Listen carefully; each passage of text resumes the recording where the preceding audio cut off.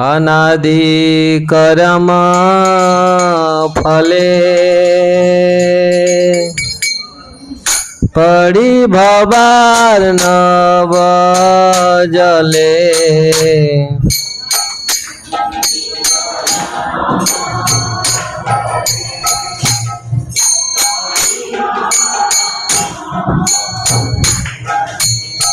अनादि कर्म फले पड़ी भवार्णव जले तरिबारे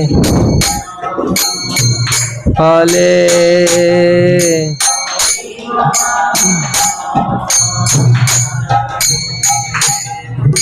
तरिबारे न देखी उपाय तरिबारे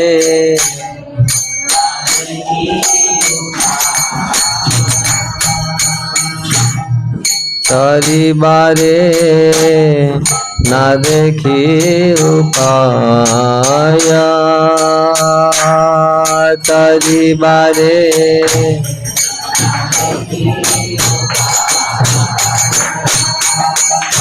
अनादि कर्म फले परि भवार्णव जले तरिबारे न देखी उपाय अनादि कर्म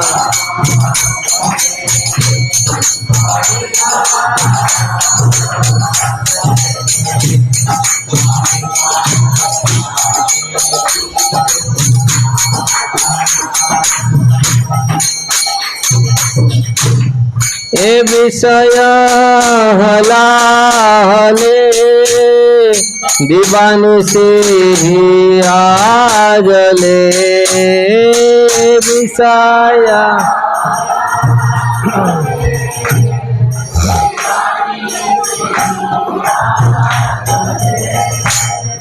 ए विषय हलाहले दीवानी से आजले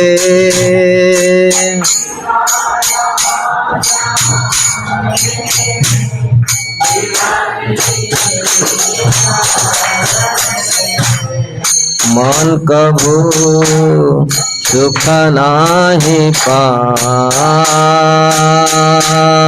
मन कभू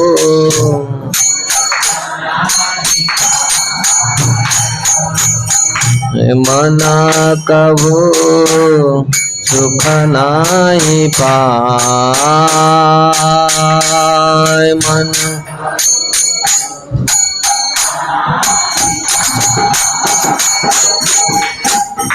आशा पास सत सत क्लेश दे अविरत आशा पास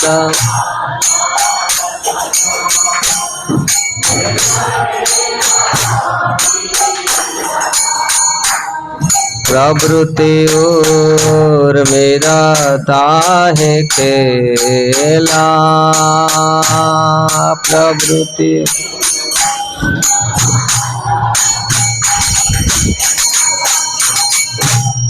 काम क्रोध आदि छया बाट पाड़े देया भया काम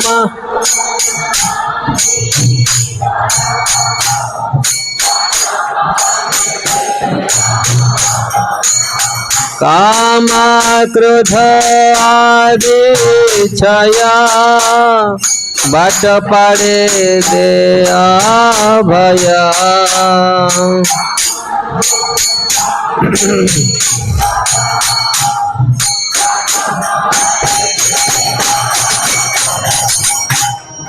अवसान भइल आसी बेला अवसान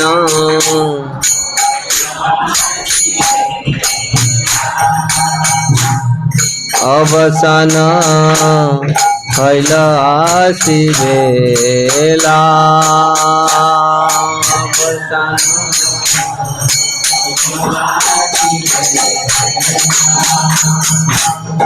ज्ञान कर्म ठग दुई मोरे प्रतारियालई ज्ञान कर्म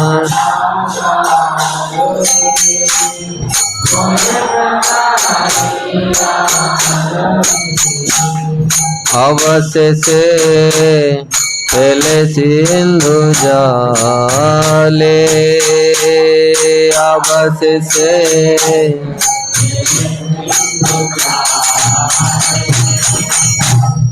एना समाए बंधो तुम्हें कृष्ण कृपा सिंधु एना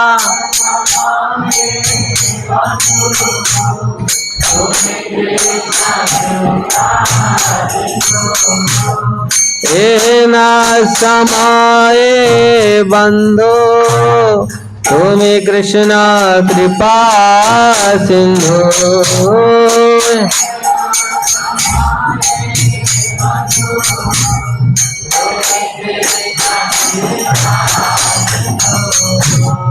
कृपा करी बोल मोरे भले कृपा करी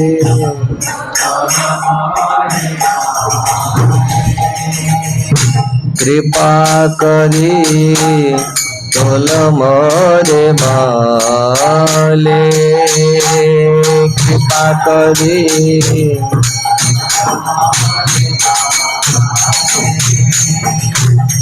पतिता किंकारे धरी पाद पद्म धूलि करी पतिता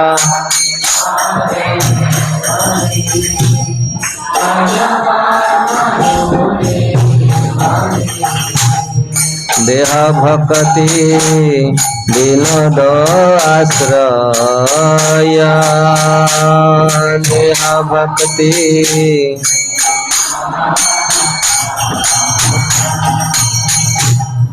अमिताभ नित्य दास भूलिया मायार पास अमिताभ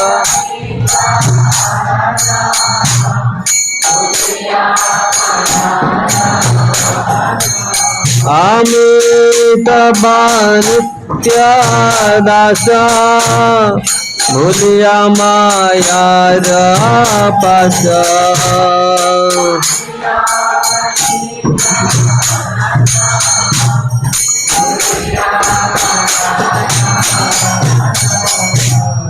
बद्ध है अतिदयाम बद्ध है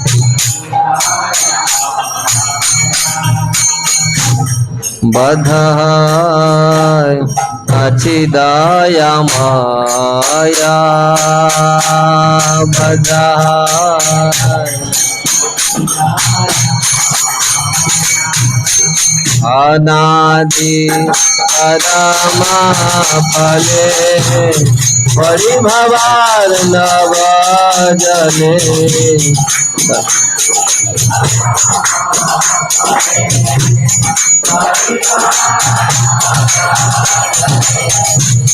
हरि बाजे न देखी उपाय तरि बाजे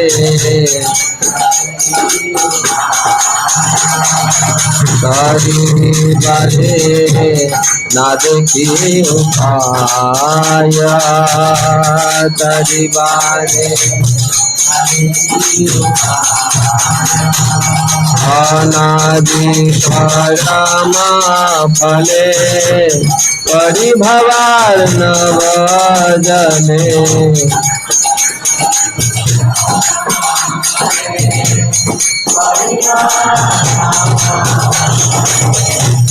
तरि बाधे न देखी उपाया तरि बाधे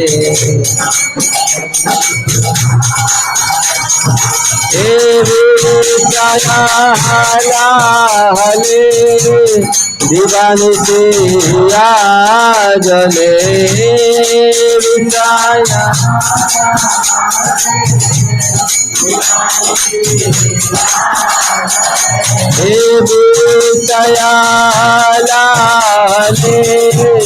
दीवानी सिया जले विचाया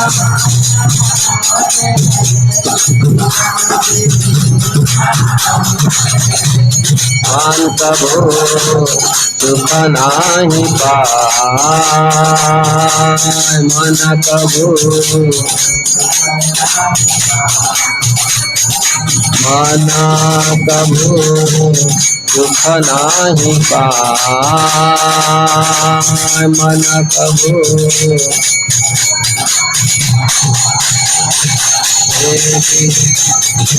अनादि करामा फले करि भवार नव जले करि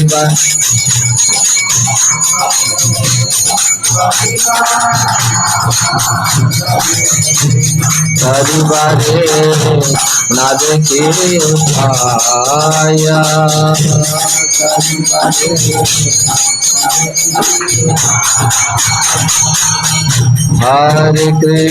हरे कृष्ण कृष्ण कृष्ण हरे हरे हरे राम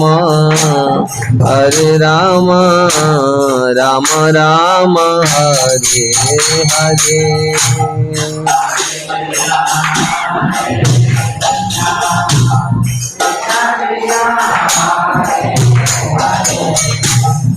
हरे राम राम राम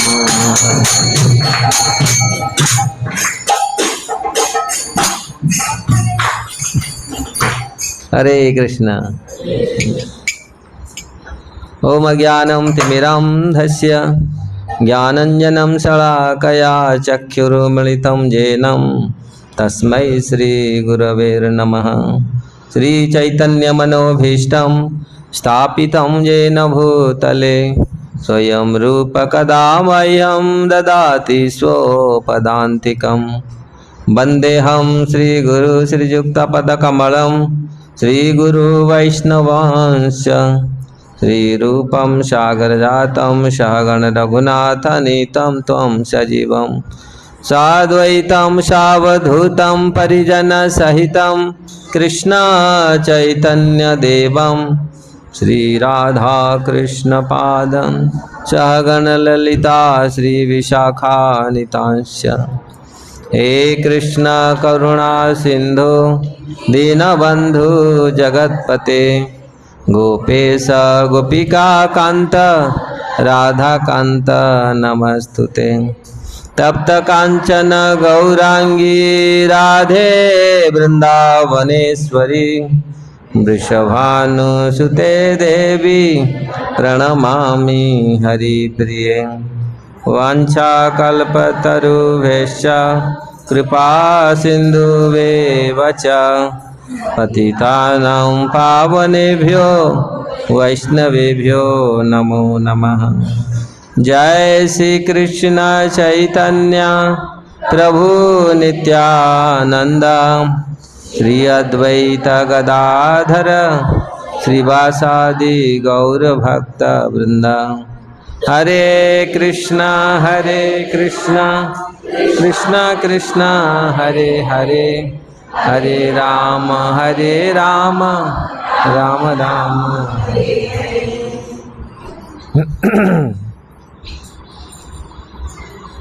हरे कृष्ण। उपस्थित सब लोगों का हार्दिक स्वागत करता हूँ इस्कॉन ये सत्संग प्रोग्राम में। हिंदी में होगा तो चलेगा ना। उड़िया लोग तो हिंदी समझते हैं, ऐसे कोई ये नहीं होना चाहिए।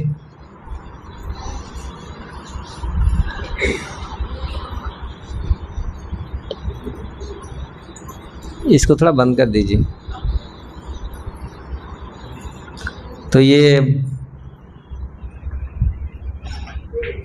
जीवों को बहुत भाग्य से सत्संग प्राप्त होता है, क्योंकि सत्संग इतनी आसानी से नहीं मिलता।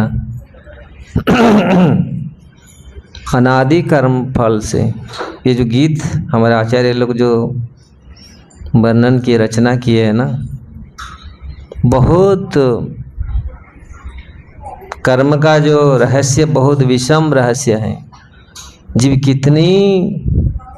कितनी कर्मों के माध्यम से घूम करके मनुष्य जन्म में आके पहुंचता है, क्योंकि 84 लाख जीव दुनिया में भ्रमण करने के पश्चात आज तो ये कंसेप्ट धीरे धीरे आ रहे हैं, और धीरे धीरे तो पूरा चला गया था। कोई सोचता है क्या हम मनुष्य हैं, मनुष्य मरने के बाद क्या होगा, कोई ठीक है। लेकिन हमारे साइंटिस्ट लोग, हमारे वैज्ञानिक लोग, आचार्य लोग, वास्तविक बड़े बड़े साइंटिस्ट, ये जो साइंटिस्ट ये तो बड़ा वास्तविक आगत भविष्य को नहीं जानते। वो थोड़ी बहुत कुछ आजकल के जो वैज्ञानिक हैं, आजकल के जो साइंटिस्ट, वो थोड़ी बहुत उसमें भी बहुत उनका थ्योरी बहुत गलत निकलता है। लेकिन हमारे जो साइंटिस्ट जो तब से लिखे हैं पूरी, उनका पूरी प्रमाण, उनका सत्य आज भी प्रज्वलित है। आज भी यहाँ हिंदी में डायलॉग माइल का पत्थर है, ऐसे ऐसे कुछ। तो वास्तविक जीव अनादि कर्म से कितनी जीव दुनिया भ्रमण करने के पश्चात जब उसका सौभाग्य उदय होता है तो सत्संग में आता है। नहीं तो सत्संग में आने की इच्छा नहीं करेगा। आप लोग इच्छा होगा आप लोग कितने लोगों को बुलाया होगा, आओ थोड़ा सा मंदिर में आओ, सत्संग में आओ। अरे क्या है वहाँ से जाके क्या गिन्नी बजाने से, करताल बजाने से क्या हो जाएगा। क्योंकि लोग इस प्रकार मंतव्य देते हैं। कितने समय, और बोलेंगे हमारे पास समय नहीं है। कितने समय हम बेकार चीज़ में बेबहुत लगा देते हैं। लेकिन जब सत्संग का नाम आएगा हमारा बहाना आएगा। तो वास्तविक जीव इसलिए भाग्यवान, सौभाग्यवान जीव ही जब उसके हृदय में ये पुण्य जागृत होता है तो उसका इच्छा होती है मैं थोड़ा जा कर के सत्संग में बैठूं। नहीं तो सत्संग में बैठने के लिए इच्छा ही नहीं होगा। एक घटना है पंजाब का, आप लोग सुने होंगे, सच्ची घटना है। दो सहेलियां थे। एक बहुत अमीर थी, सहेलियां मतलब दो सहेली हैं, सहेली समझ रहे हैं ना। दो सहेलियां, एक अमीर है, एक मध्यवित्त परिवार की हैं। दोनों सहेली हैं। जो मध्यवित्त परिवार के थे वो सत्संग करना, उनको सत्संग में जाना उनका यही था। जो अमीर घर के थे, पैसा बहुत है, कुत्ता रखे हैं बड़े बड़े, और वो सब कार्य में पूरी व्यस्त हैं। बड़े बड़े बंगला हैं, बहुत बड़ा कोठी है, बेटा अमेरिका में है, पैसा खचाखच भेजता है। तो पूरा इस प्रकार। तो उसको बोला भाई उसको बोले तुम आ तो एक बार तो कम से कम सत्संग में आ, 10 मिनट बैठ जा। अरे मुझे समय नहीं है, मुझे कुत्ता को देखना है, टीवी देखना है, सीरियल देखना है, टीवी में बहुत चल रहा है, क्रिकेट है, कितना कितना सीरियल है, ये कैसे छोड़ करके जा सकता हूँ। उसमें तुम्हारा सत्संग जाने के लिए क्या मजा क्या है, उसमें क्या है सत्संग में। ये सारे चीज़ इसमें है, टीवी में है, क्रिकेट में है, क्या क्या बहुत सारे चीज़ हम लोग तो अभी जानते ही नहीं ये चीज़। उसमें बहुत सारे चीज़ हैं।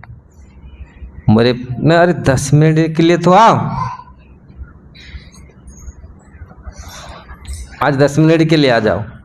बोला ठीक है 10 मिनट, अगर तुमको अच्छा नहीं लगेगा फिर चला जाना। 10 मिनट के लिए तो कीर्तन में आओ, भजन में आओ, 10 मिनट रहो। कितने समय कितने लोगों को दिए, लेकिन आत्म कल्याण करने के लिए हमारे पास समय नहीं है। शरीर का एंटरटेनमेंट करने के लिए we have time to gratify our senses.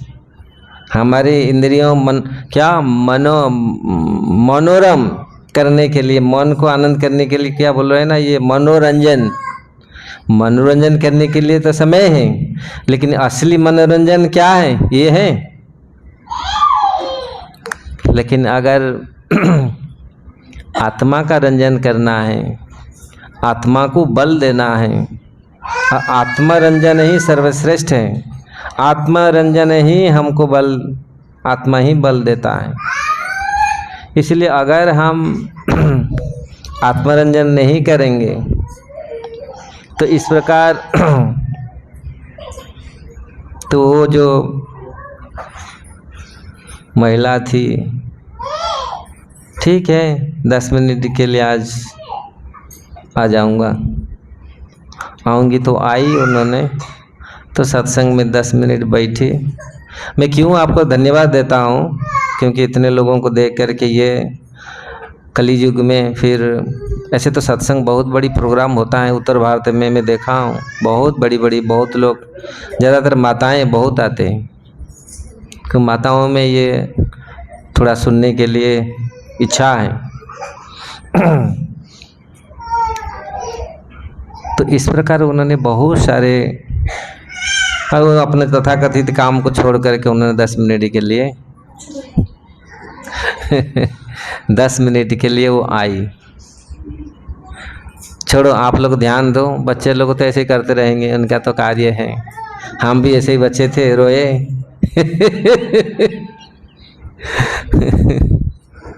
तो इस प्रकार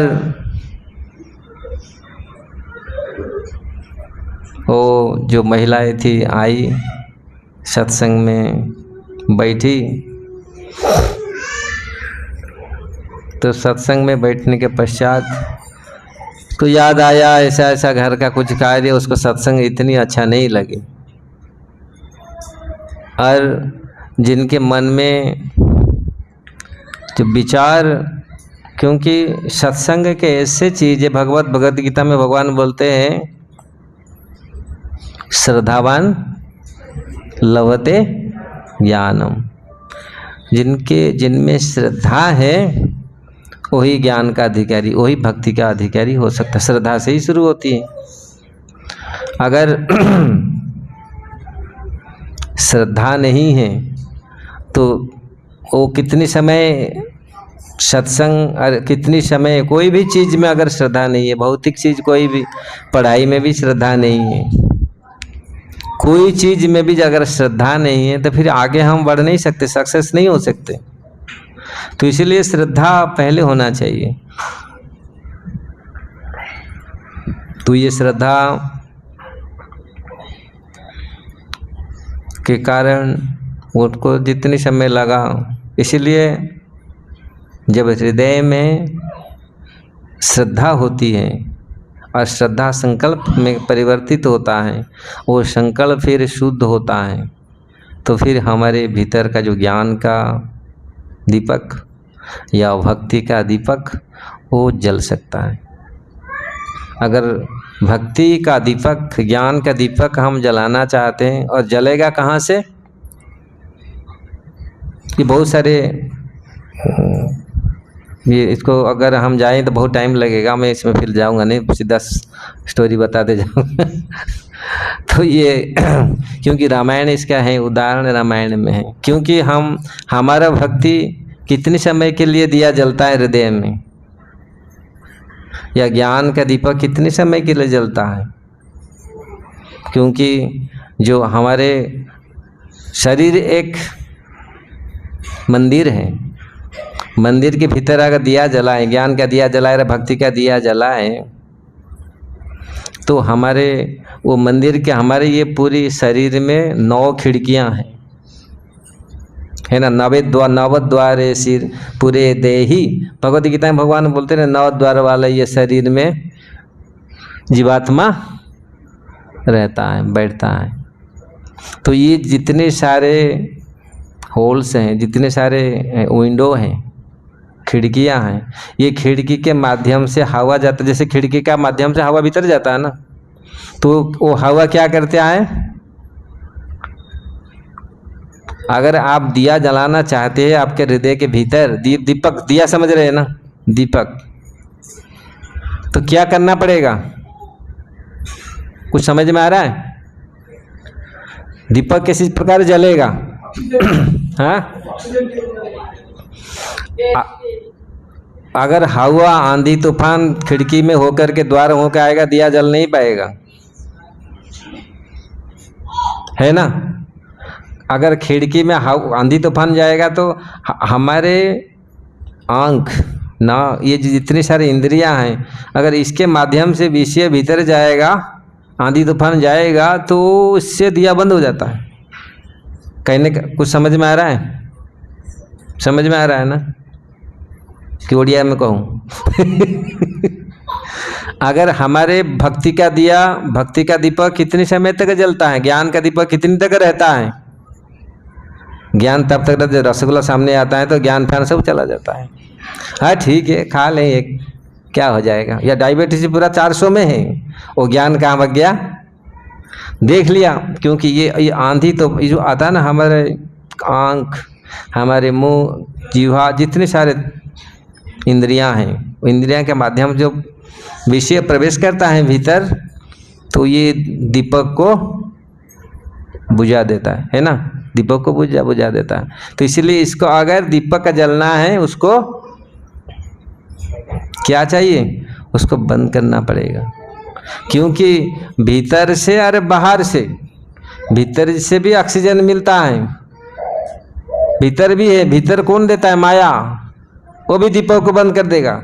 ये तो बाहर से आता है, हम लोग बाहर के माध्यम से जब देखते हैं, विषयों को देखते हैं, तो विषयों को देखने पर वो हमको फिर हलबल खलबल मचाता है, वो दीपक को बुझाने के लिए कोशिश करता है। कोशिश क्या कर देता है, बाहर का और भीतर का।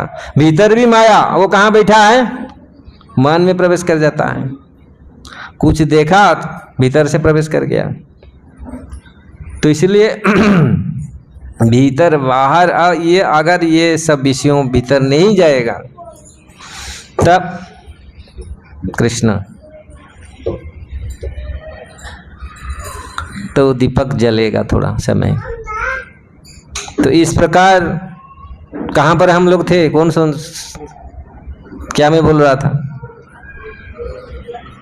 2 महिला हैं, और उन्होंने आया, थोड़ी समय कथा में बैठी, फिर चली गई। क्यों चली गई, उसको अच्छा नहीं लगा। आप समझे अब यार, क्यों अच्छा नहीं लगता हमको, क्यों अच्छा नहीं लगता, श्रद्धा नहीं है। और श्रद्धा किसी द्वारा बाधित होता है, विषयों द्वारा।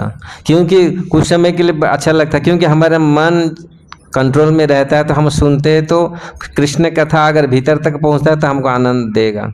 अगर वहाँ पर सिद्धा में नहीं रहा, विषयों पराभूत कर देता है मन को, इंद्रियों को, तो फिर बुझा देता है दीपक को। फिर ज्ञान दीपक या भक्ति दीपक वहीं बंद हो जाता है। फिर वहीं लास्ट इतना तक, जितना तक चलता है, फिर वो हावी हो जाता है, कौन, काम, क्रोध, लोभ, मोह, माया, ये पूरी हावी हो जाते हैं। अरे नहीं नहीं, चलो उधर उधर करेंगे, उधर चलेंगे, अभी यहाँ कहाँ बैठेंगे, इधर क्या करेंगे। तो इस प्रकार वो चली गई। चले जाने के बाद कुछ दिन पश्चात वो जो वृद्धा महिला थी, वो वृद्धा थी, दोनों वृद्धा थे, 75 करीब थी, तो उसका मृत्यु हो गई, मृत्यु हो गया। तो यमराज आए। एक्चुअली वो बहुत बड़ी रईस महिला थी, धनी महिला थी, तो उन्होंने बहुत सारे कार्य किया अपने जीवन में, बहुत सारे दान दिया, स्कूल खोला, हॉस्पिटल खोला, नक्षत्र खोला, बहुत सारे दान उन्होंने दे रखा। मंदिर के लिए भी पैसा दिया, बहुत सारे चीज उन्होंने दिया। तो इस प्रकार उन्होंने, जब यमराज आए, यमराज के दूत आए उसको लेने के लिए, तो उन्होंने बोला आप क्यों, आप लोग कौन हैं? हम यमराज के दूत हैं, आप कुछ अच्छा कार्य नहीं किया। नहीं नहीं, हम अच्छा कार्य किया। क्या काम किया? कौन सा पुण्य कार्य किया? बहुत दान दिया, बहुत सारे हॉस्पिटल, बहुत सारे सेवा संस्थाएं हम खोला। तो उन्होंने बोला अगर शास्त्र के हिसाब से अगर आप इतना कोई भी दान दिया, कुछ भी किया, 5 लोग को, 7 लोग को, 10 लोग को आप बता दिया, तो आपका वही खत्म, आपका दान देना वही खत्म। 10 लोग को आप बता दिया ना, मैं ऐसा किया था, मैं ऐसा किया था, मैं ऐसा दिया, ऐसा दिया। आज तो 10 लोग क्या लाखों लोगों को बोलते, लोग पूरा लगाते हैं, ये नाम लेकर के हम लगाते हैं, बहुत बड़ा ग्रेनाइट पत्थर में लगाते हैं। हरे कृष्णा, हरे कृष्णा, हरे कृष्णा, जय हो, हरे कृष्णा, हरे कृष्णा। तो आप तो अभी तो कितनी पत्थर में लोग लिख लिए, ये दान दिया, ये दान दिया, कितनी हजार लोगों को बोले। इसलिए लोग बोलते गुप्त दान, किसी को बोलते नहीं, दे देते। इसलिए आप तो कितना, हाँ हम लिखा, बहुत लिखा, एडवर्टाइज किया ना, 10 लोग, 10 क्या, हजार लाखों लोग जानते हैं, तुम दिखाया तुम पूरी अपना दान। इसलिए ये सब खत्म, वही काम हो गया आपका, और कोई उसका मिलेगा नहीं। बस आप एक काम किया था, तो उन्होंने उसको लेके गए, जबरदस्ती उसको पकड़ करके घिचड़ कर लेके गए एक नदी के पास, और वो नदी भयंकर बदबू, उसमें रक्त, मल, मूत्र, हड्डी, ये सब बह रहा था, बहुत भयंकर दुर्गंध आ रही। तो तुमको उसी में होके जाना पड़ेगा। ना नहीं, मैं कैसे जाऊंगा, नहीं जाना पड़ेगा। लेकिन तुम अपने जीवन में कोई ऐसा पुण्य कार्य किया नहीं। कभी कभी लोग सोचते नहीं नहीं क्या पुण्य क्या पाप है, जो मन को अच्छा लगता है वही हमारे लिए अच्छा। आज लोग क्या बोलते हैं, पुण्य पाप मत देखो, जो आपको संतुष्ट देता है, जो आपको अच्छा लगता है वही पुण्य है, वही पाप आप कुछ नहीं है। क्या पेट पोष नहीं दोष, उड़ीसा में बोलते।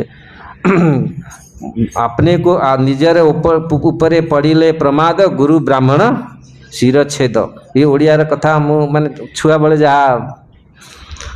तो कब वो लोग, हम लोग सोचते थे, हम लोग आज भी बहुत लोग ऐसे सोचते भी हैं, नहीं नहीं ये क्या, ये सब जो अपने तुष्टि, अपने संतुष्टि के लिए जो कुछ होता है वो अच्छा है। तो इस प्रकार जब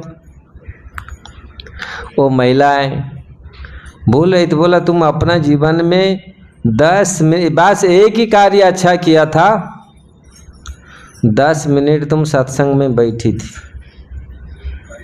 इसलिए वो 10 तो एक्चुअली वो she was so reluctant to go through that, वो जाने के लिए बहुत, उसको बहुत दुख होता था, क्योंकि वो नदी के भीतर उसको लेके जाने के लिए, आप लोग जानते हैं नरक का यंत्रणा कितनी होता है, कठिन होता है, नरक को लेके जाते हैं जीव को, 5वें स्कंद भागवत में ऊपर निबंधन है। तो उन्होंने दूसरी देखा, एक दूसरा महिला आ करके आविर्भाव हो गया वहाँ। तो वो दूसरी महिला बोली मैं आपको मेरे कंधे में बैठा के नदी को पार करा लूँगी। तुम कौन हो?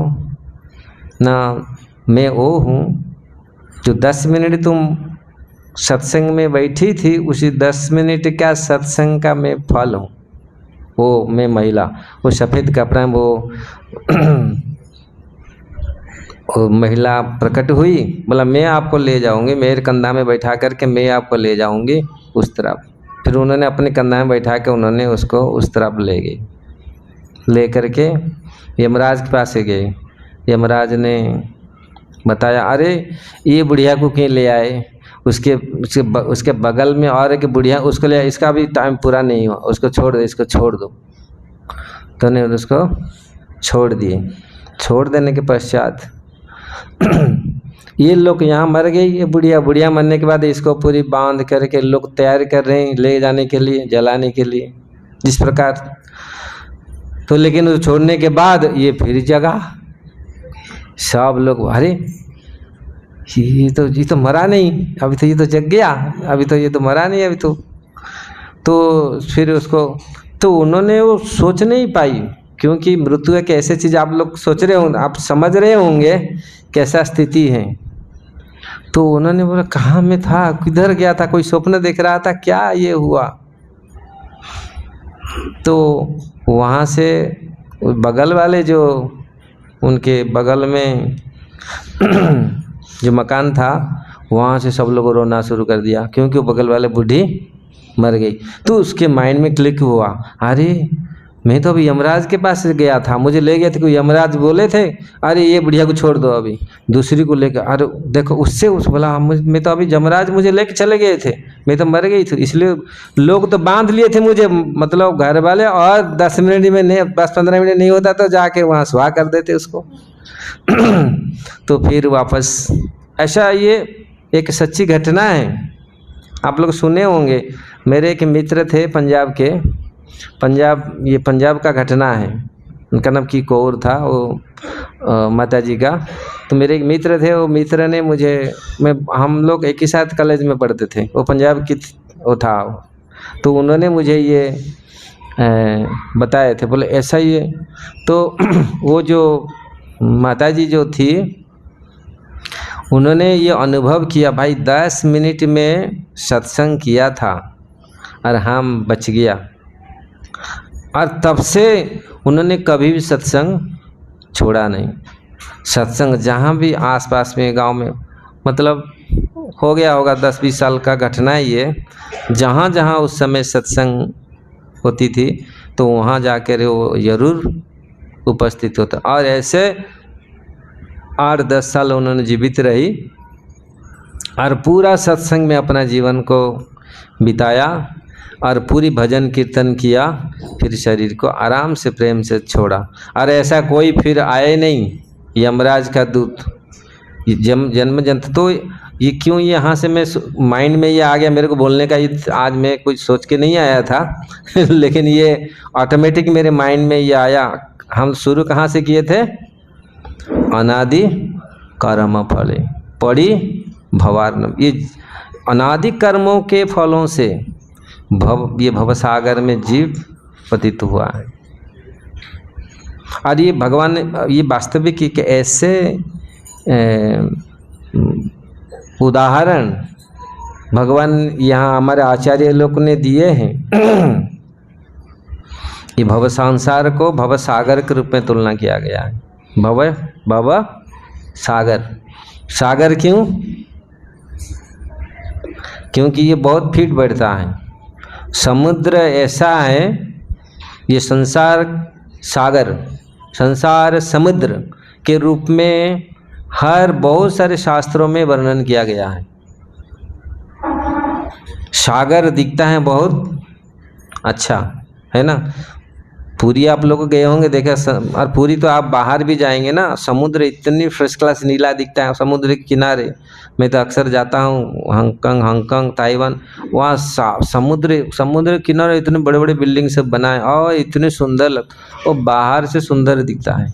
समुद्र बाहर से सुंदर दिखता है, भीतर जाओ आपको पता चलेगा।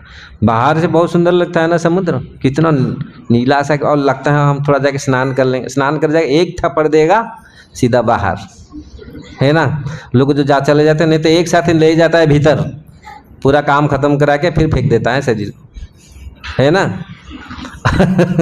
ऐसा ये दिखता है, ये जगत दिखता है बहुत फर्स्ट क्लास है। हाँ है फर्स्ट क्लास, जो कृष्ण है तो फर्स्ट क्लास है। कृष्ण नहीं है, जगन्नाथ नहीं है, कृष्ण नहीं है तो फिर फर्स्ट क्लास नहीं है। तो ये संसार भी इस प्रकार का है। जब कितनी पानी है, समुद्र में कितना पानी है, लेकिन आपका प्यास बुझा सकता है? प्यास बुझा सकता है? पानी पी सकता है? एक बूंद भी नहीं पानी। एक अगर बाई चांस आपका मुंह में चला गया, आंख में चला गया, ये फिर दुख देता है, जलाता है पूरी। तो ये संसार, क्योंकि जितने सारे आचार्य संसार को समुद्र के रूप में तुलना किया गया। समुद्र नहीं तो भयानक जंगल, दो चीज में उन्होंने बहुत सारे आचार्यों ने, बहुत हमारे संतों ने इसको तो, और भागवत में स्वयं इसको वर्णन किए। संसार दावा नरली ढलोकम, ये संसार सारम। तो ये संसार सागर में जीव जो दिखता है बहुत अच्छा, लेकिन यहाँ कोई सुख देने वाला चीज नहीं है। और संसार और सागर में बहुत बड़े बड़े, अगर गिर गया सब देख के बैठे हैं आपको शरीर को ख़त्म करने के लिए। तो ये संसार इस प्रकार है। इसलिए संसार, ऐसे संसार में अनंत कर्मों के फलों में अनादि कर्म फले पड़ी भवा नव जड़े। ये भवा नव में पढ़कर तरीबारे ना देखी उपाय। देखने के लिए, इससे उद्धार होने के लिए कोई उपाय, कोई रास्ता नहीं है। अरे क्यों रास्ता नहीं है? तो समुद्र को पार करने का क्या उपाय है? संसार को, अगर सागर को पार करने के लिए क्या उपाय है? नाव में पार कर जाएगा समुद्र को। नाव में भी पेट्रोल अच्छा होना चाहिए और खाना पीना होना चाहिए। अगर नाव में नहीं है, कंपास नहीं है, नाव भी चलाना मुश्किल है। कंपास समझ रहे ना? पहले नाव में अगर पहले वो कंपास नहीं रहता था, सूर्य को देख करके लोग चलाते थे, नहीं तो फिर अगर अंधेरा हो गया, बादल हो गया तो गया, नहीं तो जितनी रास्ता आए इतनी रास्ता, क्योंकि कुछ नहीं है, जल ही जल, पानी ही पानी, संसार पूरी दिखता है, कुछ नहीं है। तो इस प्रकार संसार को एक्सपर्ट कैप्टन होना चाहिए, नाव चलाने वाला एक्सपर्ट होना चाहिए, क्योंकि समुद्र में बहुत तरंगे आते हैं, बहुत खतरनाक साइक्लोन आता है। तो इस प्रकार एक्सपर्ट तो तब जा कर के आप समुद्र को पार कर सकते हैं। एक्सपर्ट होंगे तो पार कर सकते, नहीं तो पार नहीं कर पाएंगे, आ नहीं पाएंगे। इसीलिए तरीबारे ना, ये संसार में जो ये तो केवल ये साधारण समुद्र बताया गया है, लेकिन उससे भी खतरनाक है ये संसार, ये भौतिक जगत। ये तो छोटा सा नमूना उन्होंने दिखाया गया, इसी में समुद्र के रूप में तुलना किया गया है, लेकिन ये संसार जो भौतिक जगत, ये बहुत खतरनाक है। तो इसलिए इससे निकलने के लिए कोई रास्ता नहीं है। किसको अनुभव हो रहा है ये चीज? और जो संसार में निकलने के लिए कभी इच्छा ही नहीं की है, वहीं पर पड़े हैं। जिस प्रकार बिष्टा में कुर्मी रहता है, वहीं खाता है, वहीं पड़ता है, वहीं मर जाता है। वही अगर ऐसा अगर बाहर जाए, तो इस प्रकार अगर हम इसी चीज़ में संसार पड़े रहते हैं ऐसे ही, तो फिर आगे और क्या चीज़ है मालूम ही नहीं। हम निकलने के लिए इच्छा भी नहीं करते, हमको क्या ज़रूरत है निकलना। कुछ लोग सोचते कहाँ जाएं। तो इस प्रकार यहाँ इतनी कर्मों के फल के उपरांत, इतनी जन्म के कर्म के उपरांत जब हम इस जगत में पड़े हैं, ए विषय हलाहले दिवानिसी हिया जले। ये संसार के विषयों से, विषय समझ रहे हैं ना, जो विषयों का विष, हर दिन हमारे कलीजा को जलाता है, हमारे हृदय को जलाता है। मन कभू सुख नहीं पावे, मन कभी भी सुखी नहीं होता। हम सबका अनुभव है किस प्रकार विषय हमको जला रहा है दिन रात। ये आचार्य लोग बोलते हैं बाहर का जहर तो एक बार में ख़त्म कर देगा, लेकिन ये प्रति हर समय हमको ख़त्म करता है। विषय बार बार हमको मार रहा है, एक बार नहीं बार बार मार रहा है। तो उसमें थोड़ा सा राहत मिल जाता है। कैसे? विषयों जैसे ऐसा ये करता है, थोड़ा सा राहत मिलता है। आशा हमको बोलता है अरे तू क्या कर, अभी चिंता मत कर, अभी तुम कितना बड़ा होगा, क्या करेगा। ये थोड़ा सा आशा पास सत ये आशाएं थोड़ा सा आ जाता। पहले बोलते ना निराशा है, ये तो आशा नहीं है। जो आशाएं हमारा हैं, इच्छाएं हैं, इच्छाएं हम लोग को थोड़ा कुछ समय के लिए थोड़ा सा दे देता है। अरे हम रहेगा, अरे तुम बड़ा बनेगा, अरे तुम इतना बड़ा बनेगा, ऐसा करेगा। आशा पास सत क्लेश दे अविरत। ये आशा थोड़ा सा तो हमको देता है, जीने के लिए भरोसा देता है, लेकिन ये क्लेश भी भयंकर देता है। आशा जब उत्पन्न होता है ना, पहले तो लगता है अच्छा ऐसा, देखो तुम ऐसा कर लो, तुम इतना बड़ा हो जाएगा, इतना तुमको आनंद मिलेगा। जब फिर करते हैं, फिर ये ख़त्म हो गया, अरे कोई तो आनंद नहीं आया। फिर वो काम करने के लिए फिर प्रवृत्त हो जाते हैं, अरे ये हो जाएगा, तुम देखो ये घर बनाने के बाद ना तुम आराम से बेड डालना, बेड डाल के आराम से ना फिर भजन करना। घर बना लिया, बेड डाल दिया, लेकिन सुख से कहाँ नींद होता है। मतलब इसको बोलते हैं रात, मतलब पूरी दिन भर रात भर हम बेड बनाया सोने के लिए, लेकिन टाइम नहीं है। समझ में आ रहा है? ये हम लोग ऐसे ही करते हैं, पूरी जीवन हम बनाते हैं कि सुख में कैसे सांस लेंगे, सुख में हम सोएंगे थोड़ा। पूरा जीवन भर हम ये बेड बनाते, बेड समझ रहे हैं ना, घर बनाते हो, थोड़ा सुख में हम नींद जाएं, लेकिन टाइम नहीं है। जब सुख नींद आता है तो शरीर को लेके वहीं सोएंगे। कहाँ? स्मशान घाट पहुँचो, और नहीं है समय। ऐसा ही होता है, हम लोग सोचते हैं। और तो इसीलिए ये आशाएं बहुत अच्छा से देता है, लेकिन ये क्लेश भी बहुत देता है। इसलिए प्रहलाद महाराज बोलते हैं आशा को विश्वास मत करो, क्योंकि ये घुमाता है पूरी। आप मन को बोलता है, मन बोलता है ना, मन को कितनी दे दिया, मन का वो इच्छा पूरी कर लिया, लेकिन फिर भी वो संतुष्ट हुआ नहीं हुआ। तो फिर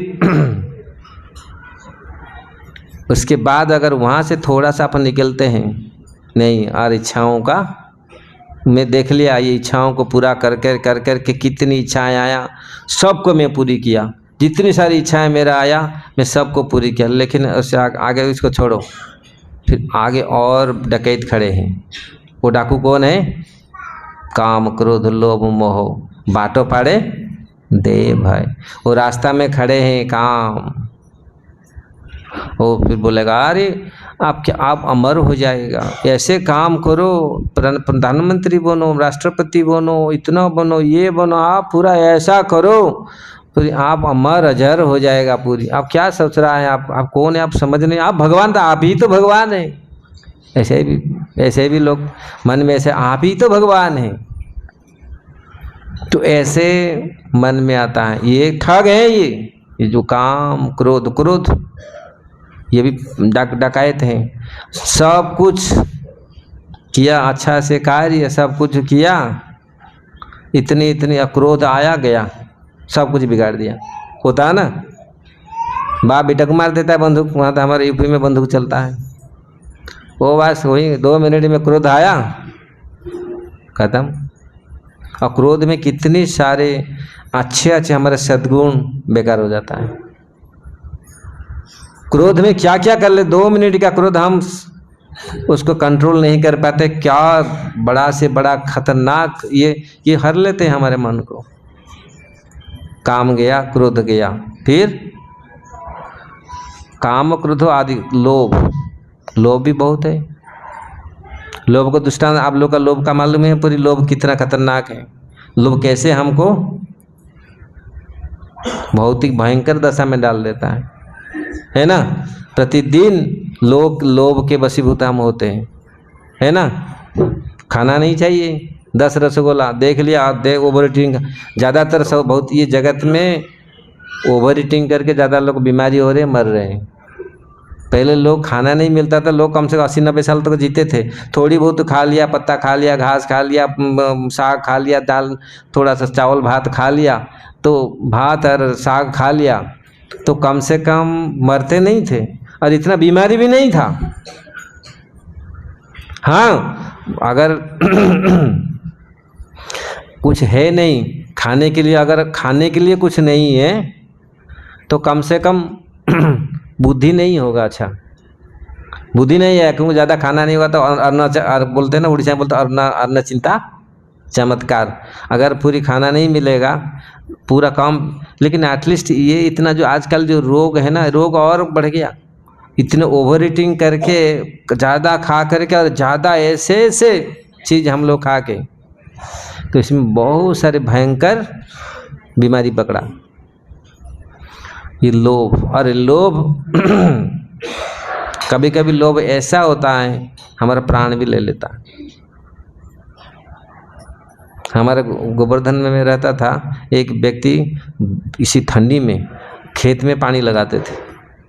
पानी मतलब फावड़ा लगाकर एक खेत भर गया, उसको बंद करना, फिर दूसरा खेत, ऐसे भयंकर ठंडी था। बोला 5 बीघा जमीन हो गया, 5 पानी लगा दिया, और 5 रह गया, और ठंडी भयंकर पड़ रहा है। उस वक्त लकड़ी है, वो लोग है, नियम है 2-3, जब शरीर थोड़ा सा ये होता है, जला के आग जला कर थोड़ा सा तापना होता है।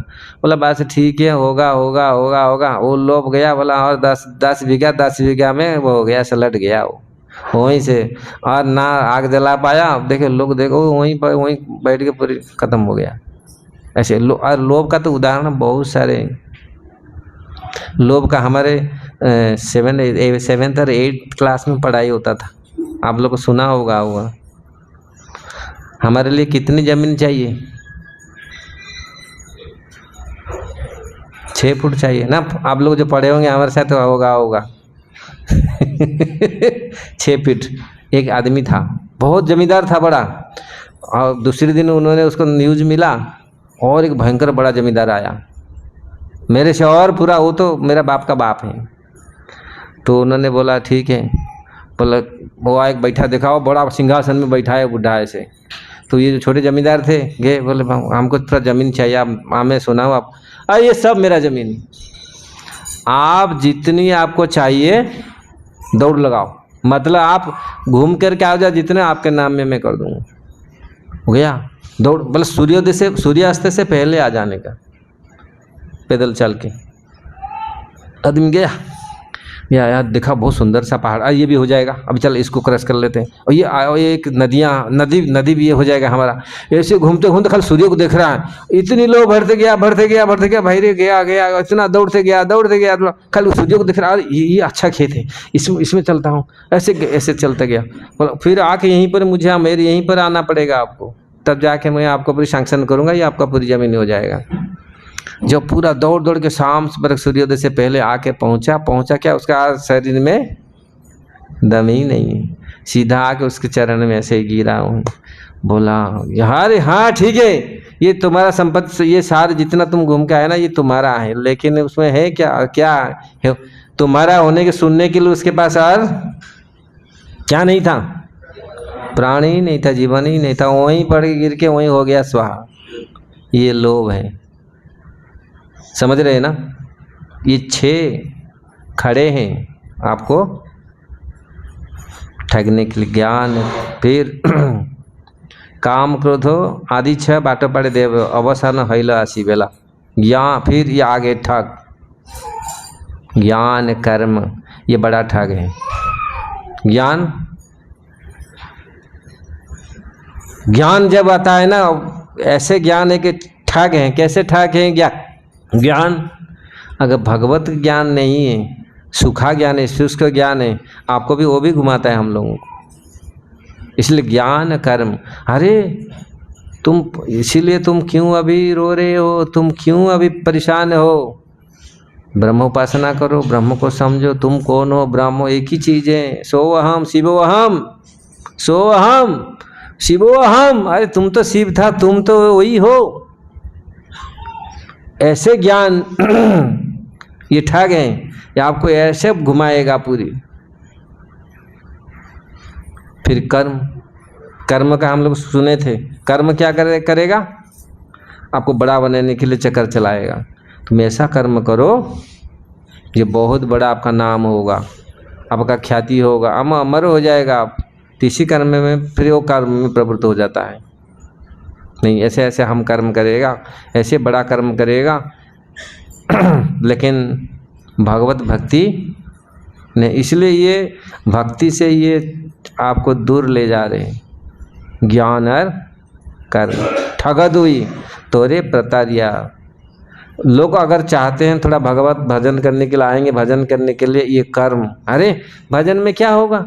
अरे माला जप करने से क्या होगा? गीता पढ़ने से क्या होगा? क्या करना है? ऐसे ऐसे लोग बोलते, जहां तुम्हारा नाम होगा ऐसा काम करो, जहां तुम्हारा नाम होगा तुमको पहचानेंगे लोग। ऐसा काम करो जैसे तुमको पहचानेंगे लोग, तुम्हारा नाम होगा, तुम्हारा फोटो, मूर्तियां लगेगा, जगह जगह में आपका पूरा मूर्ति लगेगा। ऐसा ऐसा बड़ा बड़ा काम करो। तो इसी के माध्यम से फिर वो सोचता है हाँ सही है, मन को सोचता है ये सही है, तो इससे मैं ऐसे कार्य करूँगा जैसे बड़ा बड़ा मेरा नाम होगा। तो इसलिए भगवान भजन को भूल जाता है, भजन में प्रवृत्त नहीं होता। भगवान का भजन करने के लिए उसका इच्छा अगर जागृत होता है, ये कर्म और ज्ञान ये हमको ठग लेते हैं। कर्म ज्ञान ठगत हुई मरे अवश्य से पहले। ये लोग जिस प्रकार पीछे से ऐसे कोई धक्का देता है ना, नदी में, बहुत बड़ा खाई में, खाई समझ रहे हैं ना? हाँ, बड़ा गड्ढा, उसमें आप पीछे से ढकल दिया, बस वहीं पर गिरो और भयंकर पानी है, भयंकर। तो उसी में हमको ये ठग और ज्ञान और कर्म, इसलिए हमारे गोस्वामी ने बोला, दो चीज बोले कि दो चीज से अनावृत, शुद्ध भक्ति दो चीज से अनावृत रहना चाहिए। अन्याभिलाषिता शून्यम, ज्ञान कर्म अनावृतम। ये ज्ञान कर्म से भक्ति अनावृत रहना चाहिए, क्योंकि भक्ति में ऐसा भक्ति और आएगा, ज्ञान वैराग्य सब भक्ति के वश में है अगर भक्ति आएगा। इसलिए भक्ति किसी के ऊपर डिपेंड नहीं करता, इसलिए भक्ति वशः माधव। तो यहाँ अगर हम लोग ज्ञान और कर्म को समझ गया अच्छा से, हमको भक्ति चाहिए। ये ज्ञान कर्म के शुद्ध ज्ञान, शुद्ध ये शुष्क ज्ञान, शुष्क कर्म के भीतर हम ना फंसे। इसलिए यहाँ बोले ये लोग तो डालने वाले, समुद्र में ढकेलने वाले हैं, ये ढकेल देंगे समुद्र में आपको, जाओ। ये है न समय बंधु कृष्ण कृपा सिंधु, तुम्हें कृष्ण कृपा सिंधु। वास्तविक कौन ये अनुभव किया, कौन इसको अनुभव किया? भगवत गीता में भगवान बोलते हैं, जन्म मृत्यु जरा व्याधि दुख दोषानुम दर्शनम। जन्म मृत्यु जरा व्याधि ये दुख हैं, ये इसको कौन अनुभव किया? ये दोष है ये संसार का, जन्म लेना, मृत्यु को प्राप्त करना, जरा कोई नहीं चाहता है। जरा कोई चाहता है? जरा मतलब बुढ़ापा, बुढ़ापा कोई नहीं चाहता है बूढ़ा बनने के लिए, सब चाहते हैं हम नित्य किशोर और किशोरी रहें, है ना? किशोरी वास्तविक ये हमारा पहचान है, वास्तविक हमारा ये स्वभाव है, किशोर किशोरी रहना है। लेकिन होता है कहाँ ये, इसलिए तो कृष्ण बोल रहे हैं अरे किशोर आप हैं, किशोरी रहना है तो आ जाओ मेरे पास, हमेशा के लिए नित्य किशोर किशोरी रहेंगे। बुढ़ा हो गया, दांत टूट गया, आंख नहीं दिख रहा है, शुरू हुआ, बाल पक रहा है, सब अवस्थित धीरे धीरे धीरे होते जा रहा है। लेकिन हम तैयार नहीं है, इसीलिए यहाँ पर नित्य जीवन करने के लिए भगवान आह्वान करते, यद गत्वा न निवर्तन्ते तद्धामम परमम मम। जहाँ सूर्य न चत भासेत न तद भासेत सूर्य न शशांक न पावक, यद गत्वा न निवर्तन्ते तद्धामम परमम मम। हे अर्जुन ऐसा मेरा धाम है, आ जाओ वहाँ नित्य। मैं जिस प्रकार भगवान नित्य किशोर है ना, राधा रानी नित्य किशोरी है, नित्य किशोर नित्य किशोरी, ये कभी बूढ़े नहीं हुए कभी, देख क्योंकि ये नित्य है, सत्य है।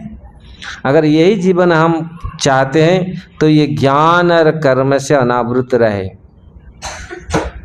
भक्ति को अपनाएं। भक्ति ही ऐसा है आपको हमेशा नित्य करेगा, भक्ति ही आपको पूरी स्वाभाविक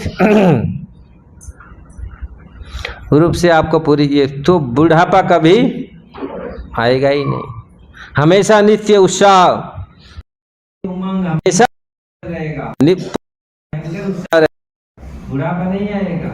प्रभुपाद जी 17 देखो प्रचार करने का, कुछ आज भी ऐसे ऐसे व्यक्ति हैं, वृद्ध व्यक्ति, वृद्ध उनका शरीर वृद्ध है लेकिन मन में बहुत उत्साह है। कथा, भगवत कथा श्रवण करना, भगवत कथा भगवत कार्य करने के लिए बहुत, लेकिन आज युवा वर्ग 20-25 साल का युवा प्राण देख को, फोन को देख, स्क्रॉल करके हाथ पाथ सब खत्म, दिमाग भी खत्म, सब खत्म हो गया। धीरे धीरे ये हो रहा है क्योंकि आत्मा बनाने के लिए आवश्यक इतना नहीं है तो धीरे धीरे हो जाएंगे। ये कर्म ज्ञान काम क्रोध लोभ ये सब ठग है, ये सब ठग के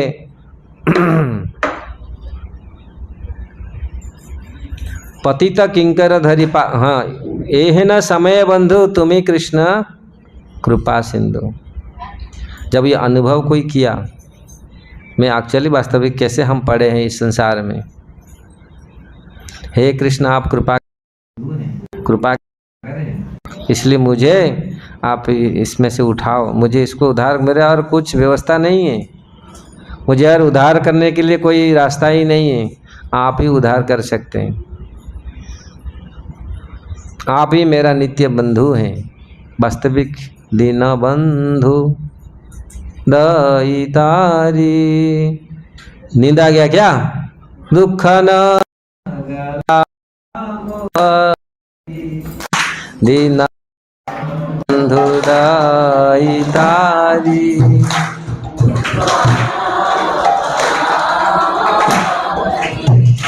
हे लकी निष्ठुर चित्ता नीलांचले विजयकारी। हे लकी निष्ठुर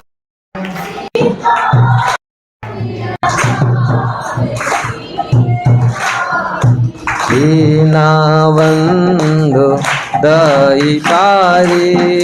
दुख न गला मोहरी दीना।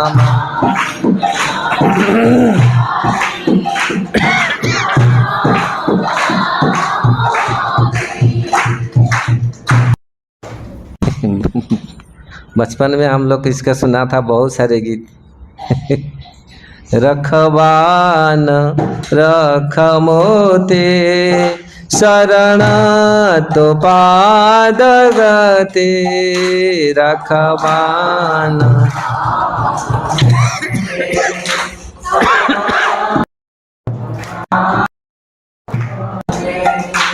कहवन माली ते बसिया ध्यान करी। कहेबा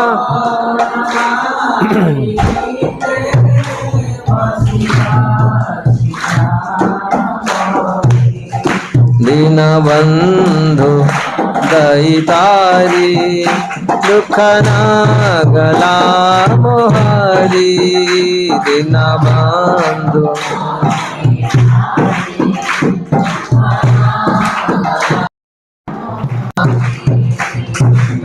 ये निष्ठुर चिता नीलांचले विजयकारी हे लग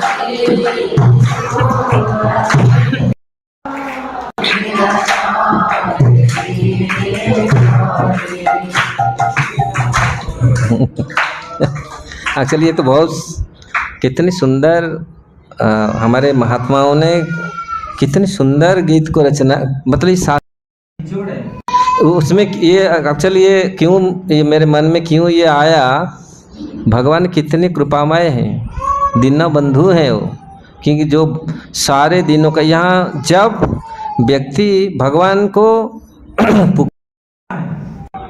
भगवान उसका पुकार को तब सुनते जब वो दीन बनता, क्योंकि दिनों का ये बंधु है।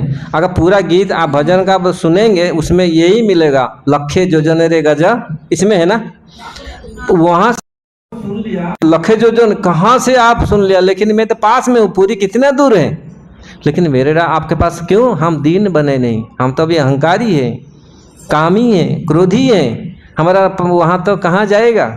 जब तक हम काम क्रोध लोभ मोह मद माश्चर्य ये में रहेंगे, पास में भगवान के पास में भी पूरी कितना दूर है।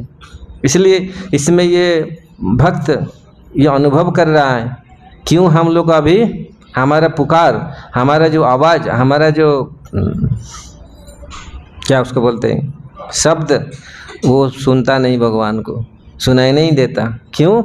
क्योंकि हम अभी दीन नहीं बने, इसलिए दिनों का बंधु है वो। तब जाकर अगर हमारा, इसीलिए महापुरुष वही बात बोलते हैं, क्या बोलते हैं, इसी में भी देखो लास्ट में जिस प्रकार चैतन्य महापुरुष लास्ट श्लोक में, चैतन्य महापुरुष शिक्षाष्टक का लास्ट श्लोक में क्या बताए, आश्लीष्य बापदामृता पिनष्टुमादर्शनं मर्म हतं करतु वा यथा तथा बा विदधातु लंपटो मत प्राणनाथस्तु साये बना पर। हे प्राणनाथ, आप मुझे आलिंगन करो और पदाघात करके फेंक दो, लेकिन आप हमारा प्राणनाथ हैं। ये कौन सा स्थिति है, दीन का स्थिति है नहीं। अब जो रखवान रख मोद, आप रखो या ना रखो, ये देखो वही चीज इसमें महाप्रभु का जो कथा है ना, उसमें नीति इसी में सारे जितनी सिद्धांत को समझते हैं ना, वो सब एक ही बात ही लिखे हैं। अगर इसको हम हृदय से लगाएं, इसको हृदय से ग्रहण करें, अगर है नहीं नहीं आप क्या जरूरत नहीं, भगवान मेरा सुना नहीं, मुझे ये नहीं किया, बात छोड़ो, अभी तो मैं चढ़ा जाऊंगा, ये सब छोड़ दूंगा, कोई और पूजा पाठ कुछ नहीं करूंगा, भक्ति नहीं करूंगा, ऐसा नहीं है। जो सच्चा भक्त होते हैं, ये सच्चा भक्तों का लक्षण है। श्रीमती राधा रानी का ये उद्गार है, चैतन्य महाप्रभु राधा रानी के भाव से, ये राधा रानी भाव से चैतन्य महाप्रभु ये उद्गार किए हैं। तो ये कवियों ने ये जो कवि तो नहीं है, ये वास्तविक भक्त हैं, आचार्य हैं, ये लोग ये रचना किए। इसीलिए यहाँ पतित किंकर धरी में यहाँ पर हमारे आचार्य बोल रहे हैं, जो हम ऐसा दशा में पड़े, आप जैसा बंधु हमारा कोई नहीं है, और कौन उद्धार करेगा इस स्थिति में से, तो आप ही उद्धार कर सकते हैं। अगर भगवान से इतनी थोड़ा सा भी भाव आए, प्रभु मैं आपका हूँ, आप रखिए मत रखिए, तो फिर भगवान रक्षा करेंगे, ग्रहण करेंगे हमको। अगर हमारा ये भावना ही नहीं है, यहाँ तक हम पहुँचे नहीं, क्यों?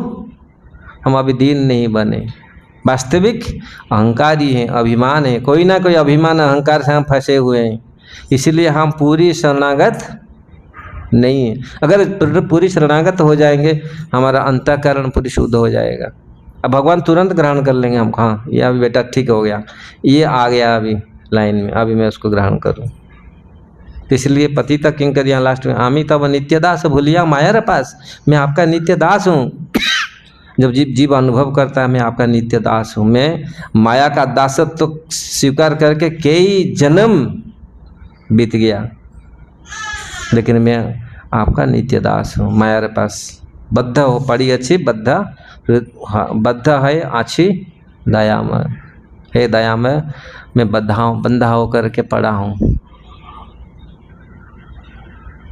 इसलिए ये अभिप्राय है यहाँ का, ये भावनाएं हैं।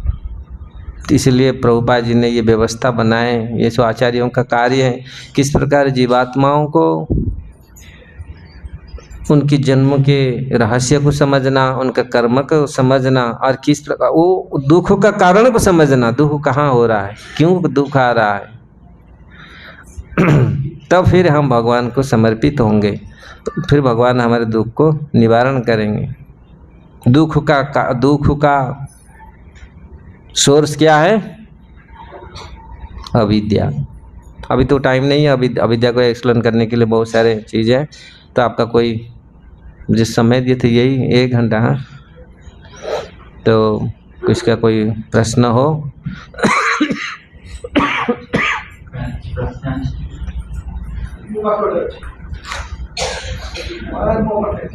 हरे कृष्ण, हरे कृष्ण।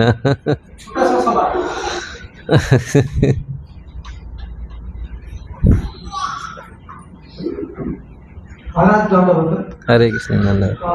हरे कृष्ण प्रभु। जो शहीदों ने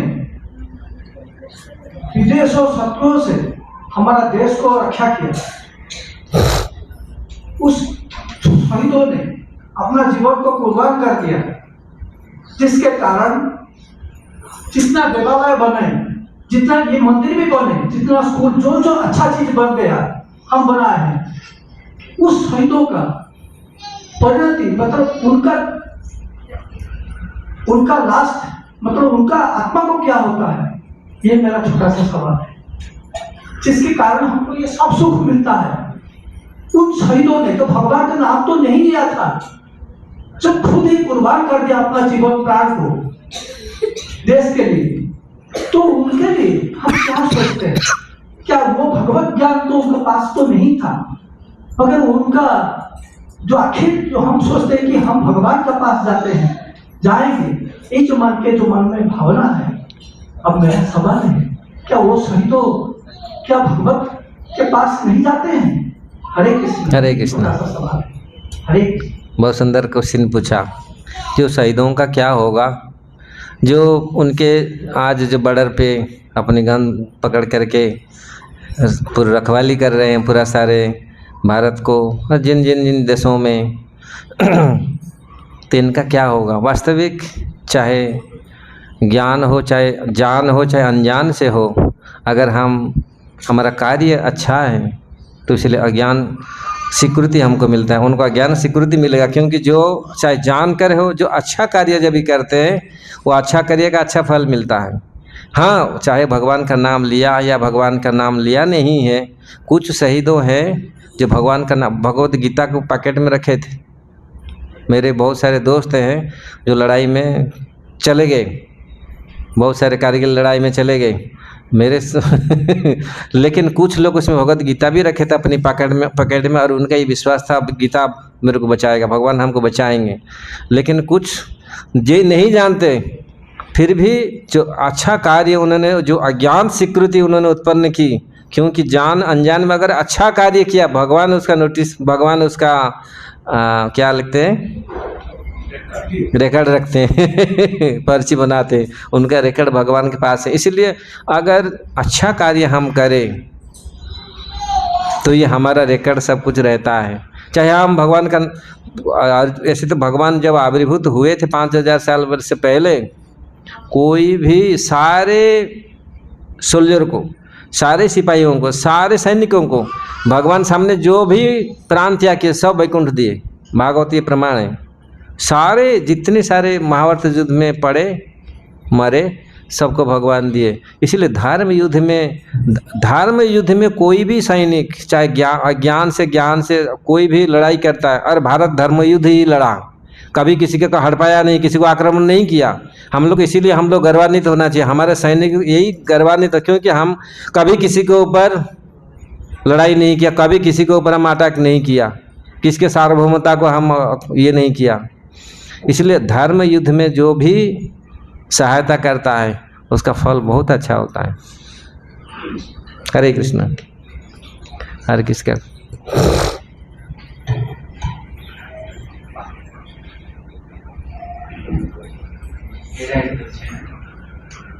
महाराज यहाँ पे तो जो मतलब जो जानता है कि मैं दुख पा रहा हूँ उसके लिए सॉल्यूशन दिया गया है, और जो सोचता है कि मैं तो आनंद में हूँ, मुझे क्या जरूरी है भगवान के पास जाने, तो उसका क्या गति होगा? बहुत सुंदर है बहुत सुंदर क्वेश्चन है। जो जानता है वो तो कम से कम वो तैयार हो गया अभी रास्ता में आने के लिए, क्योंकि वो अभी बाईपास में आ गया, वो फिर कोई ना कोई उसको ले आएगा। और जो जानता नहीं वो अभी जंगल में भटक रहा है, जंगल में ऐसे ही भटक रहा है, क्योंकि उसको वो गू में ना वो आनंद ले रहा है, समझ रहे हैं ना। वो मल में वो आनंद रहे, वही उसका मरता है, वही उसका बच्चा पैदा करता है, वही उसी में बहुत है ऐसे करके वो। लेकिन ऐसे यही तो है।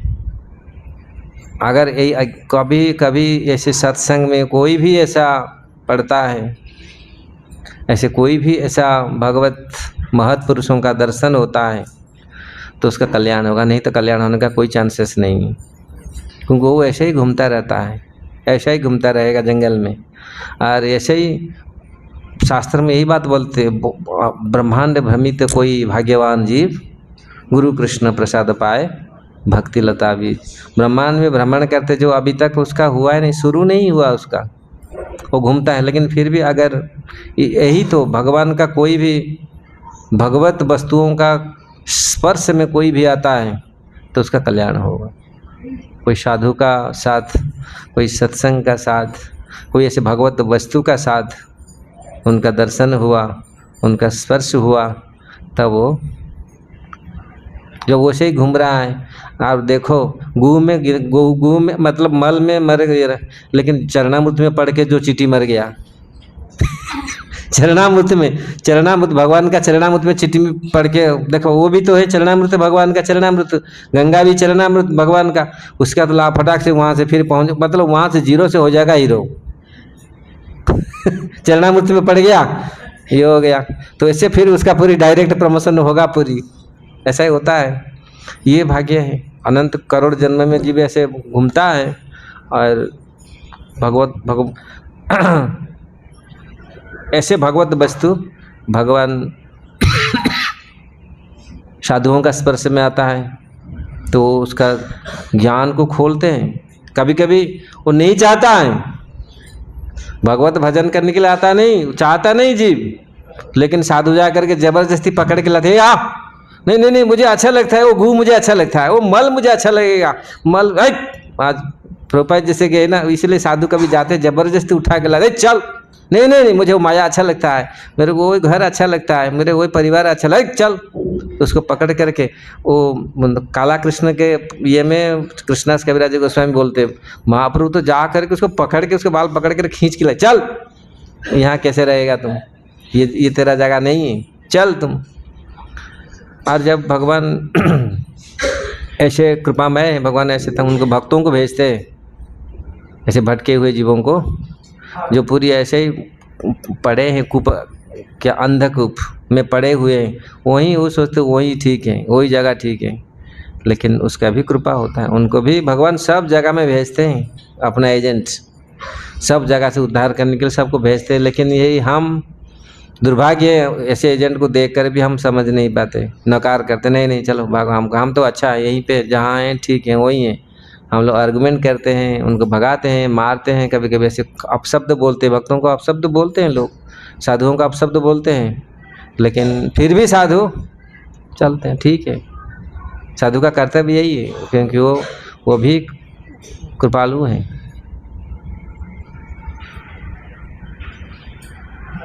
अच्छा, उनके कोई क्वेश्चन। शरीर भगवान ने बनाया है या माया ने? शरीर माया ने बनाया। और दूसरा है कि जैसे आप बोलते हैं कि हम आत्मा है, लेकिन शरीर को कुछ भी कष्ट होता है तो हमारा ज्ञान या भजन भी नहीं बढ़ेगा। ठीक है, बहुत बहुत बहुत बहुत बहुत सुंदर क्वेश्चन है। शरीर को कौन बनाया? भगवान बनाया।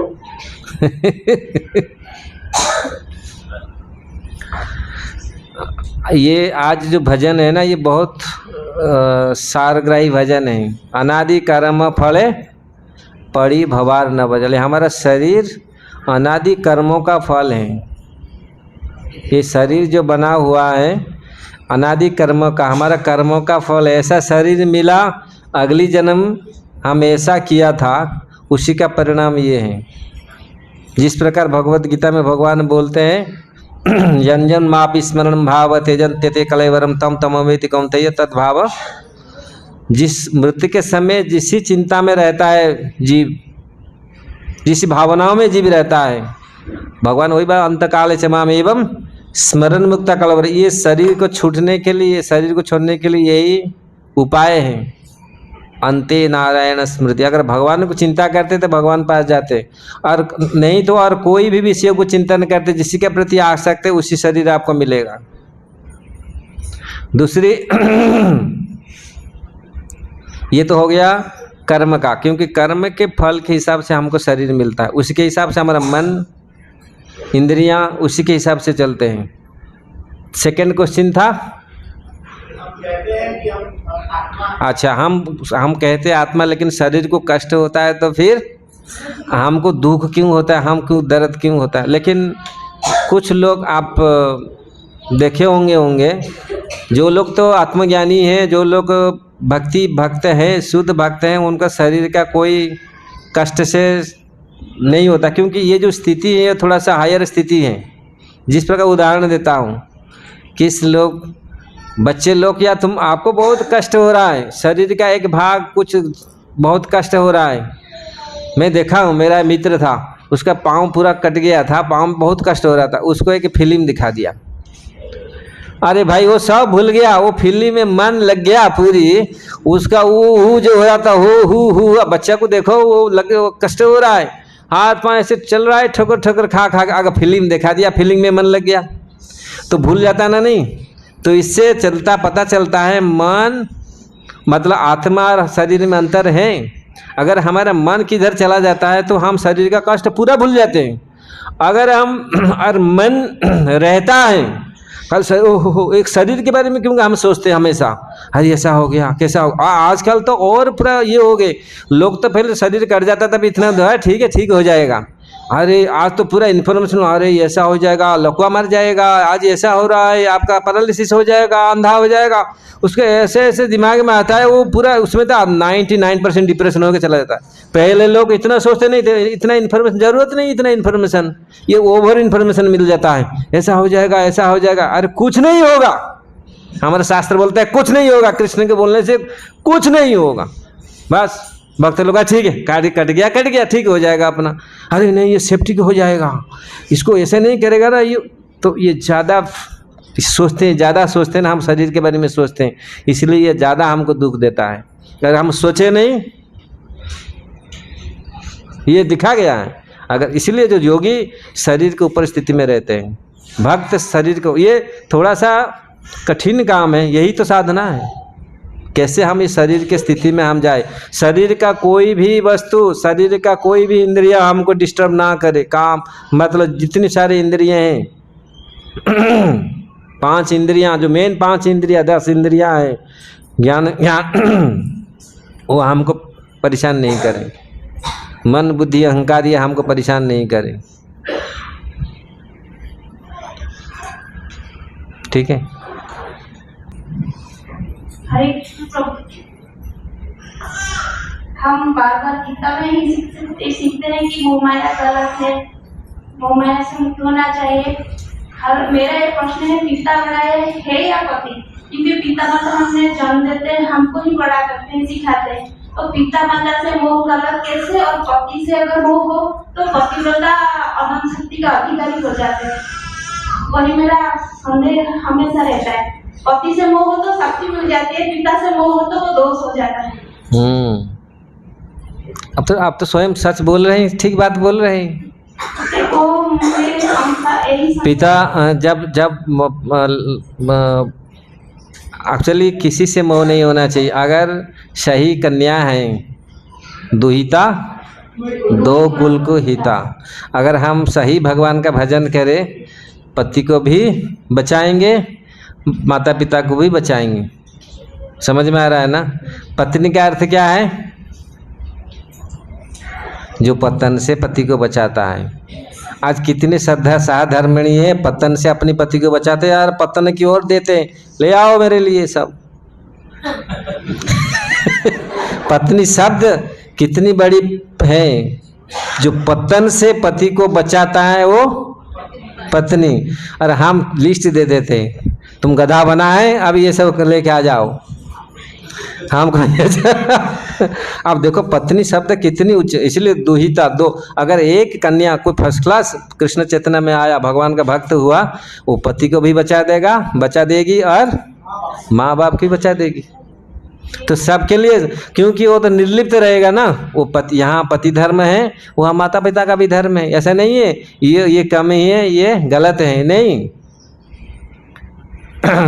सीता मत मैया का देखो, पति धर्म पालन किया, माँ बाप का भी धर्म पालन किया, माँ बाप को भी ये किया। माँ बाप कितनी गर्वित अनुभव, जनक महाराज कितनी गर्वित अनुभव हुए, ये हमारे शास्त्र में वर्णन है पूरी। इसलिए एक लड़का तो कम से कम एक ही कुल का, लेकिन लड़की दोनों कुल को अगर अच्छा होगी और अच्छा नहीं होगी, दोनों को खत्म कर देगी। तो इसलिए ठीक है, समझा नहीं? अभी भी नहीं समझा? फिर क्या दोस्त, फिर क्या? नहीं, मेरा प्रश्न है, पति से मोह हो तो पतिव्रता कहलाती है, और शक्ति का उनको भगवान से शक्ति भी मिलती है। जबकि पिता से मोह हो तो वो मोह माया दोष कहलाती है। हाँ, एक्चुअली ये अच्छा, मैं ये बात क्यों आपको बोला? भक्त होते हैं तो पिता को भी पालन करते हैं। देखो मोह किसी से नहीं रहता, ना पति से ना पिता से। मोह तो बहुत खत्म, बहुत कदर, मतलब मोह तो एक बहुत बड़ा रुकावट है इस जगत में रहने के लिए। मोहित नहीं होते एक्चुअली। अगर हम सही धर्म से पालन करते, पति का भी पत्नी का धर्म निभाया हम, अगर अच्छे पत्नी हम बने तो अच्छा पुत्री भी हम बन पाएंगे। जो अच्छा पत्नी बना वो अच्छा पुत्री भी है। समझ में आ रहा है? अगर अच्छा पुत्र, तो मोह मतलब वो जो भौतिक जगत में कहा गया, पिता को ज़्यादा, जो पत्नी के पति का सेवा छोड़ करके माता पिता को सब कुछ मान लेता है। आज भी लड़कियां हैं जो पति का सेवा नहीं करते, और माँ बाप को सब कुछ है, मेरे माँ मेरे पिताजी। नहीं, जब शादी विवाह होने के बाद लड़की का कार्य पति का सेवा करना है ना, इसलिए पतन से बचाना है पत्नी। समझ में आया? फिर भी समझ नहीं आ रहा? हे कृष्ण। अगर आप मोहित हैं, माँ बाप को सब कुछ समझ लिया, पिता माता के लिए सब कुछ कर रहे हैं, पति का कर्तव्य आप नहीं किया, उस स्थल में आपको निंदित होना पड़ेगा। अगर पति का कर्तव्य समझ में आ रहा है? अगर पत्नी का, जो अच्छे पत्नी है वो अच्छा पुत्री भी है। ये अगर आपको याद है, इसको एक्सप्लेन आप स्वयं करो। जो अच्छा पत्नी है वो अच्छा पुत्री भी है, क्योंकि पत्नी का धर्म उन्होंने निभा रहा है फर्स्ट क्लास। अपनी जो भी हुए हैं, जो अच्छा पत्नी है अच्छा पुत्री भी है, क्योंकि उनका गुण सद्गुण है। उनमें कोई माया का लेस मात्र माया उनका अट्रैक्ट नहीं कर सकता। ये जो आप वो पिता माता का जो बाहर से लग रहा है मैं बहुत ये मोहित है मेरे प्रति, बाहर से जो होते वो फिर अच्छा पत्नी नहीं बन पाएंगे। और जो ज़्यादा माँ बाप में ये रखेंगे, स्नेह रखेंगे, मोह रखेंगे, वो अच्छा पत्नी नहीं बन पाएंगे। इसलिए जो अच्छा पत्नी है वो अच्छा पुत्री है, और जो अच्छा पुत्री है वो अच्छा पत्नी भी है। जो अच्छा से सेवा करेगा वो अच्छा से जप भी करेगा, और जो अच्छा से जप करेगा वो अच्छा सेवा भी करेगा। ऐसा नहीं है सेवा में फांकी, जप में अच्छा। ये भी है, ये सब समझ में आया? फिर भी समझ में नहीं आया तो कृष्ण आपको समझाएंगे। वो शब्द का आशीष है, वो शब्द ना, ना मोर होगा, इधर मोर। वही है ना, कभी अगर हम पिता माता को ज़्यादा स्नेह करते हैं ना, ये मेरा है, समझ में आ रहा? पिता माता को जब हम ज़्यादा इम्पोर्टेंट देते हैं, अपने परिवार अपनी पति को इम्पोर्टेंट छोड़ करके पिता माता को ज़्यादा इम्पोर्टेंट देते हैं, तब ये दोष आता है। लेकिन अगर पति का धर्म हम पालन किया, पत्नी का धर्म हम अच्छा से पालन किया, आप अच्छा पत्नी है तो अच्छा पुत्री भी है। वो मतलब शरीर के लिए हम ज़्यादा स्नेह नहीं करते, हम उनके साथ अटैच हैं, हम मोहित हैं। उसके आत्मा के लिए, उनके लिए क्या कल्याण किया? उनके आत्मा के लिए खाली केवल देखभाल कर लिया, ये नहीं है। खाली पैसा लेके हम उनका अच्छा से कपड़ा दे दिया, उनका ये कर लिया, ये नहीं है। उनको आत्मा के लिए क्या किया? उनका अच्छा गुण के लिए, अच्छा उनके आध्यात्म के लिए क्या हम लोग किया? उनका रिपुटेशन के लिए, उनका जैसे मेरा पिताजी हैं जो आज मेरे को बोलेंगे नहीं ये इसका लड़की है, देखो पिता का मान रखा, मेरा लड़की पिता का मान रखा। ये एक्चुअली जो साधारण आजकल जगत में जो मोहित होते हैं ना, मेरा लड़की ने 50 बार मेरा घर में आ गया, मुझे ऐसा कर दिया, ये नहीं है। जो वास्तविक उनका महत्व, उनका वास्तविक जो फेम, उनका वास्तविक जो यश पति का मतलब पिता का जो रखा है, जो लड़की नहीं, मेरा लड़की ने, सीता माता ने जो आदर्श प्रस्तुत किया, एक पुत्री और एक पत्नी। आप रामायण देखिए, रामायण में पूरा एग्जैक्ट उदाहरण है ये। उन्होंने कभी अभी पिता को स्नेह नहीं किया? पिता ने बुलाया, बेटी आ जाओ, कहाँ तुम भटकेगा 14 साल, इधर आ जाओ। लेकिन उन्होंने गई नहीं, समझ रहे ना? उन्होंने गई नहीं। पिताजी का सम्मान नहीं था, पिताजी का बहुत, और वो जो कार्य किया उसके कार्य में उसका पिता, उनके माता, सब लोग यशवान हुए, खुश हुए। नहीं, मेरा बेटी ने जो किया अच्छा किया। तो इसीलिए कभी कभी हम लोग ज़्यादा, पिता माता भी ज़्यादा लालची हो जाते हैं। मेरा लड़की तो बार बार आना चाहिए, मेरे को ये करना चाहिए, वो लालची है, वो अच्छा ये नहीं है।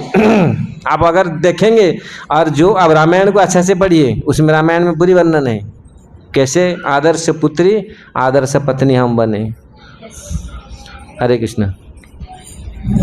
हरे कृष्ण। झोलने से कृष्ण स्वामी महाराज।